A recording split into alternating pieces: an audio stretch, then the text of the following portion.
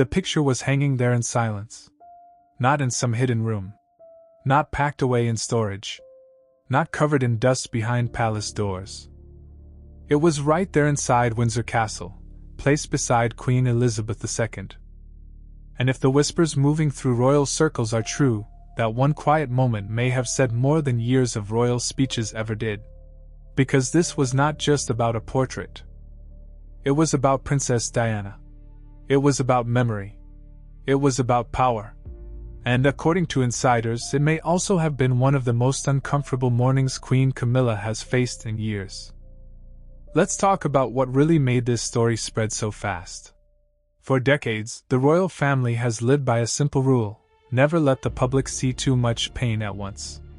They cover wounds with ceremony. They bury tension under tradition. They smile, wave, attend events, and keep moving. That is how the machine survives. But some stories do not stay buried.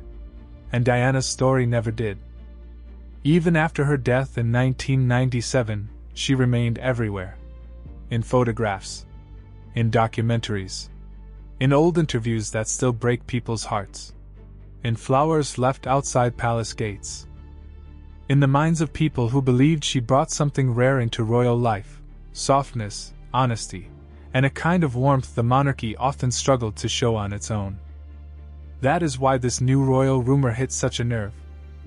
According to accounts from commentators, insiders, and people who follow palace life closely, Prince William allegedly arranged for Diana's long-hidden portrait to be brought back and placed in a highly symbolic royal space inside Windsor Castle.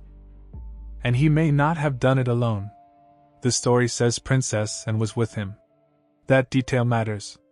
Because Anne is not seen as careless. She is not known for messy drama or emotional outbursts.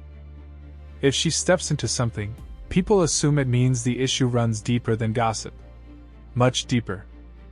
So when reports began suggesting that Anne stood beside William during this quiet act of royal restoration, many people immediately felt this was no random palace decision. It felt personal. It felt deliberate. And to some people, it felt like history had finally come back to stare the monarchy in the face. What many people don't know is that Diana's absence from official royal spaces has long bothered her supporters. Outside palace walls, she remained one of the most loved women in modern royal history. Inside palace memory, however, many people felt her place had always looked strangely uncertain. That uncomfortable gap never really went away. People noticed it in the years after her death. They noticed which names were celebrated loudly and which names were spoken more carefully. They noticed how Diana was adored by the public but often seemed to sit in a more fragile place inside official royal storytelling. That is why this portrait rumor matters so much. A picture on a wall sounds small until you understand what royal walls mean. In a family built on symbols, placement is everything. Who stands beside whom? Who gets remembered? Who becomes part of the official story? These things are never just decoration. They are signals. Messages. Sometimes even warnings. So when the claim surfaced that Diana's portrait had finally been restored and placed beside Queen Elizabeth II, many people did not see a design update. They saw a statement. They saw a son refusing to let his mother disappear from royal history. And if that really happened, then the emotional weight of it is huge. Because William is not just Diana's son anymore. He is the future king. Every move he makes is watched differently now. He does not need to shout. He does not need to complain in public. If he wants to say something, he can say it through silence, through symbolism, through timing. That may be what makes this story feel so powerful. No public speech. No dramatic interview. No palace battle in front of cameras. Just one portrait. One placement. One very loud silence. But there is more to this story. Because the rumor did not stop with the painting itself. It grew darker, sharper, and more personal. Some accounts claimed Camilla had no warning at all. That she walked into what should have been an ordinary royal day and suddenly found herself facing the symbolic return of the woman whose memory has never stopped following her. If that sounds cruel, that is because many people think the whole Diana Camilla story was never truly settled in the public mind. Not really. Diana's supporters still carry old hurt, old anger, old grief. And in that emotional landscape, this alleged restoration did not look like a neutral palace decision. It looked like an answer. Maybe even a correction. Maybe, to some, it looked like Diana finally being put back where she always belonged. That is why people keep repeating the same question. Was this just about honoring Diana, or was it also a quiet humiliation for Camilla? Nobody outside the palace can say for certain. But the whispers keep growing. And the more people talk, the more this story starts to feel less like a small royal update and more like the final chapter of a conflict that never really ended. Because when you strip away the titles, the uniforms, the old stone walls, and the careful public language, this becomes something very human. A woman loved by millions dies too soon. Her memory is never fully at peace. Her son grows up. He says little. He remembers everything. And one day, if the story is true, he brings her home. That is the image people cannot stop thinking about. A boy once forced to walk behind his mother's coffin. A man now strong enough to put her back on the wall. And if that image is haunting, it is because it carries 25 years of silence inside it. To understand why this story feels so explosive, you have to go back. Way back. Back to the years when Diana first entered royal life and the world looked at her like she had stepped out of a fairy tale. She was young, shy, beautiful, and suddenly trapped inside one of the most watched families on earth.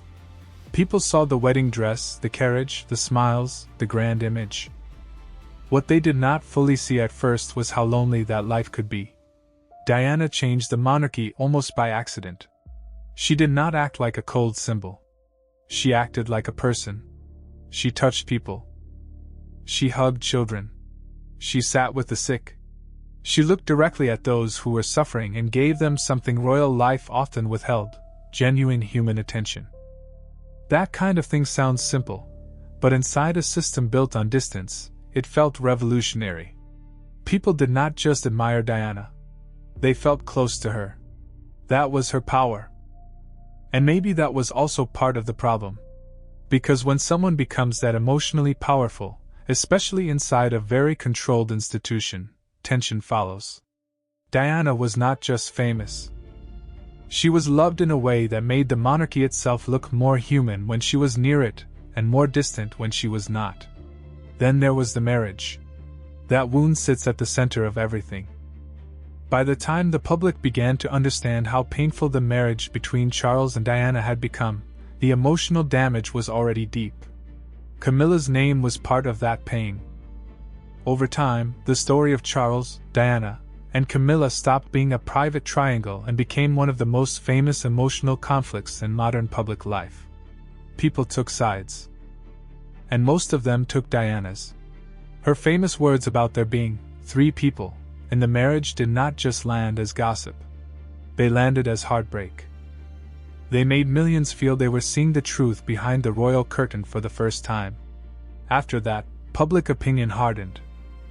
Camilla, fairly or unfairly, became linked forever to the collapse of that marriage in the minds of many people. Diana became the wounded figure at the center of a story about betrayal, sadness, and emotional isolation. Then came 1997. And everything froze. Diana's death was not just tragic. It was world-shaking. The grief that followed was enormous. Streets filled with flowers. Faces filled with tears. There was a feeling, especially in Britain, that something precious had been lost too soon and too painfully. Even now, people remember where they were when they heard the news. That is how deep the shock ran. But after the funeral, another feeling began to grow. Quietly at first. Suspicion. Not only about Diana's death, but about how Diana would be remembered inside the institution she had once helped humanize. Over time, royal watchers began noticing little things. Rooms changed. Personal touches disappeared. Objects linked to Diana were said to be removed, packed away, or kept out of sight. Some people said that was normal after a death. Others were not convinced. To them, it felt like the palace was doing what it does best, tidying away pain until it becomes easier to control. The public kept Diana alive. The institution seemed less sure what to do with her. That is where the portrait story begins to matter. According to long-circulating whispers, an official portrait of Diana had once been intended for a place of honor. A place linked to royal memory, lineage, and the women who shaped the monarchy's image. But after her death, the story goes, that portrait never truly took its place. Instead, it vanished into storage. Not destroyed. Not publicly rejected. Just removed. And in royal life, that kind of silence can speak very loudly. Years passed. Then decades. Still, Diana's image remained stronger outside the palace than within it. Her sons grew older under that shadow. William, especially, seemed to absorb grief in a different way from Harry. Harry would eventually speak openly, sometimes painfully, about the family and the damage. William chose a colder path. A quieter one. He revealed less. But silence is not the same thing as peace. Many who watch the royal family closely have long believed that William never simply moved on from what happened to his mother. He adapted. He learned the rules. He became more careful. But underneath that calm surface, people suspected the wound remained. Not noisy. Not theatrical. Just lasting. That matters because William grew up inside the very system that had failed his mother in the eyes of many people. He did not rebel publicly in the same way Harry later would. Instead, according to this royal narrative, he did something else. He learned how the institution works. He learned timing. He learned procedure. He learned when power can move quietly and still leave a mark. And then there is Anne. Her presence in this story gives it a different kind of gravity. Princess and is often seen as one of the hardest, steadiest figures in the family. She does not chase public affection. She does not perform emotion for applause. She is respected because she seems built from duty and steel. So when rumors suggest and may have supported William in restoring Diana's portrait, people pay attention. Because that would mean this was not just a son acting from emotion. It would mean someone else inside the family believed the same thing. It would mean Diana's place in royal history was worth defending from within. Then came the moment the whole story turns. Not with a speech. Not with a scandal. But with a quiet change that, if true, may have carried decades of pain inside it. A portrait. A wall. A decision. And a mourning that, according to whispers, left Camilla stunned. On this particular occasion, the story says, everything was arranged in silence. No public notice. No cameras. No palace announcement. That alone tells you how sensitive the matter was supposed to be. According to accounts making the rounds, Camilla was away from Windsor for official engagements, while trusted palace staff quietly moved behind the scenes. The area in question was allegedly closed off. Access was limited. People kept their voices low. Even those involved reportedly understood they were handling more than art. They were handling memory. They were handling grief. They were handling one of the most painful names in modern royal history. Then, during the evening, Diana's portrait was said to have been brought out from long-term storage. That image is hard to ignore. A painting hidden for years. Lifted carefully. Protective covering removed. Staff standing back. The face of Diana appearing again inside the palace after more than 2 decades of absence from ceremonial life. If the witnesses quoted in royal chatter are right, the mood in the room was heavy. Not dramatic. Not chaotic. Just emotionally loaded in that quiet palace way where nobody says much because everyone already understands the meaning. Measurements were checked. Placement was reviewed. And then came the biggest part. The portrait was allegedly hung beside Queen Elizabeth II. That is the detail people keep coming back to. Because beside the late Queen, the symbolism changes completely. Diana is no longer floating at the edges of the story. She is being placed beside the central figure of modern monarchy itself. That is not a small gesture. That is not background decoration. That is a rewriting of memory. Accounts from insiders say Princess and may have personally overseen the process. Some even claim she spoke only a few words once it was done. Diana belongs here. Whether that exact line was ever spoken or not, people believe it because it fits the emotional logic of the story. It sounds like the kind of sentence that carries years inside it. No shouting. No drama. Just certainty. And then morning came. This is where the story grows sharper. Camilla, according to the reports, arrived expecting an ordinary day of meetings and routine duties. Instead, she was told Diana's portrait had been restored and that the decision was final. The reaction, people say, was immediate. Questions. Shock. Anger. Who approved this? Why was she not informed? Who made the call? And very quickly, attention turned toward William. That, too, is believable to many royal watchers. William has the position now to influence things in ways he once could not. He is older, stronger, closer to the center of power. If he wanted to act carefully, he could. If he wanted to do something symbolic without public warfare, this would be exactly the kind of move people imagine him making. What happened next shocked people following the story. Nothing was reversed. That is the point that gives this rumor its sting. There was reportedly no immediate order to take the portrait down. No fast correction. No sudden palace explanation. No rescue from above. Diana's portrait stayed where it was.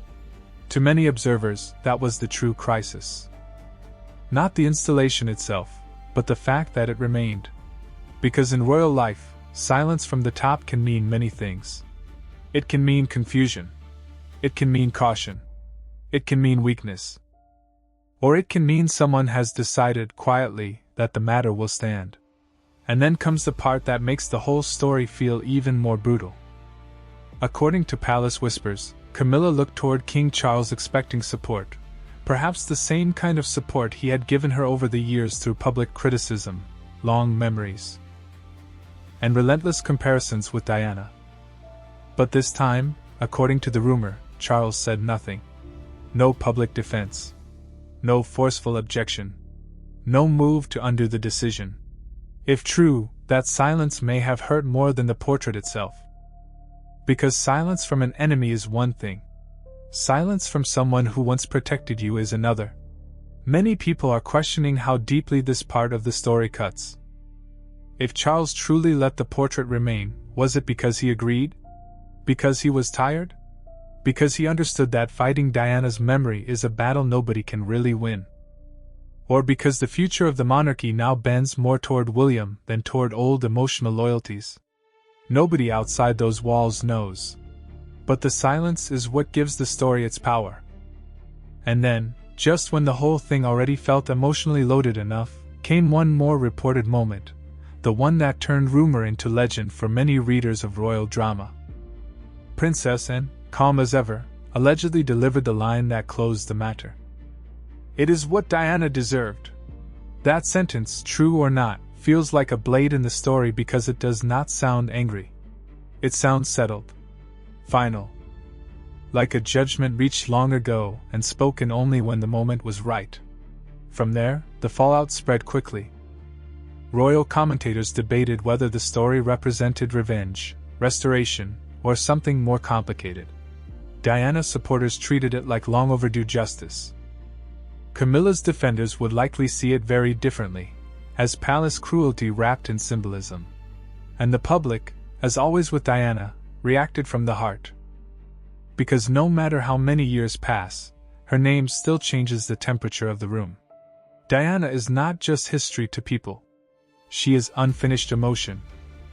That is why this alleged confrontation inside the palace matters so much. It was not loud. It was not public. But it touched old wounds that never really healed. And even then, the full truth of the story remained uncertain. Because one question still hovered above everything else: was this really revenge? Or was it simply the monarchy being forced, at last, to admit who Diana was and what she still means? The truth, at least in stories like this, is rarely simple. There is the official truth, which is often polished, careful, and incomplete. Then there is the emotional truth, the one people carry in their bones. This royal story lives in that second category. To be clear, much of it comes through whispers, commentary, and reports from those said to know palace life. It is not a courtroom document. It is not a signed confession. It is one of those stories that becomes powerful because it feels possible, because it matches old tensions people already believe were real. And that is why it has stayed alive. Accounts from journalists, royal watchers, and insiders reveal the same basic picture again and again. Diana's place in public memory never weakened, even when her place in royal ceremony seemed uncertain. William grew older, more disciplined, and more central to the monarchy's future, and remained a hard, respected figure whose silence often carried more force than other people's speeches. Camilla, even after becoming queen, never fully escaped the emotional shadow of the past. Put all of that together, and this story almost writes itself. A future king reaches a point where he no longer needs permission to honor his mother. A royal and known for loyalty and nerve stands nearby. A queen consort tied forever to one of the monarchy's deepest emotional wounds finds herself facing the return of the woman whose memory the public never released. And the palace, instead of fighting the symbolism, lets it stand. That is the complete picture people are reacting to. Whether every detail happened exactly this way is not even the only reason the story matters. It matters because it reveals what people still believe about the royal family. They believe memory inside the monarchy is political. They believe silence can be strategic. They believe Diana's story was never finished. And they believe William may someday shape the institution in a way that gives her legacy more room than before. That last point is especially important. William is no longer just seen as a grieving son. He is seen as a bridge between two royal worlds, the cold old one that often failed to show feeling, and the more emotionally aware one that Diana seemed to represent. People notice the causes he supports. They notice the softer public tone around mental health, compassion, and homelessness. They notice Catherine and William often reflect a warmer style that feels closer to the emotional monarchy Diana seemed to point toward. Many see that as continuation, not coincidence. And then there is public reaction. That part is easy to understand because Diana still moves people in a way few public figures ever do. Mention her name, and even younger generations who never saw her alive know the image. The sadness, the beauty, the pressure, the pain, the sense that she was both adored and trapped. So when this portrait story surfaced, people reacted in familiar camps. Some saw it as a beautiful act of respect. Some saw it as justice delayed, finally delivered. Some saw it as symbolic revenge against Camilla. Others questioned the secrecy and wondered why such a meaningful step, if true, would happen quietly rather than openly. But almost nobody treated it as unimportant. That tells you everything. Because if one rumored portrait placement can still shake up public feeling this much, then Diana's hold on royal imagination is still enormous. Very few people shape an institution after death. Diana still does. That may be the real heart of the story. Not whether Camilla had a bad morning. Not whether one line was truly spoken by Anne. Not even whether the portrait now hangs exactly where the rumors say it does. The deeper truth is that Diana remains bigger than the efforts to contain her. She still lives in comparison, in memory, in grief, in questions people keep asking about what the monarchy lost when it lost her. And that leads to the aftermath. If stories like this are even partly true, then the balance of power inside royal life is changing. Slowly, yes. Quietly, yes. But changing. William's influence is growing. Charles cannot control the future forever. And Camilla's place, though secured by title, may never feel fully safe in the emotional history of the monarchy. That is a hard truth, but many believe it. Titles can be granted. Public acceptance is harder. Diana, somehow, still has it. And perhaps that is why this story feels less like gossip and more like a final reckoning. Not loud. Not official. Just deeply symbolic. The kind of moment royal families fear because symbolism lasts longer than arguments. A portrait can do that. A wall can do that. A silence can do that. In the end, what makes this whole story so haunting is not the palace drama. It is the human shape underneath it. A young woman entered the royal family and changed it by being openly human. She suffered in public. She died too early. The world refused to forget her. Her son grew up under all of that. And one day, if the whispers are true, he answered not with anger, but with placement. Not with revenge in words, but with remembrance in stone and frame. That is why people keep talking about it. Because it feels like one of those rare moments when history does not roar. It simply returns. And stands there. Quietly. Exactly where millions always believed Diana belonged.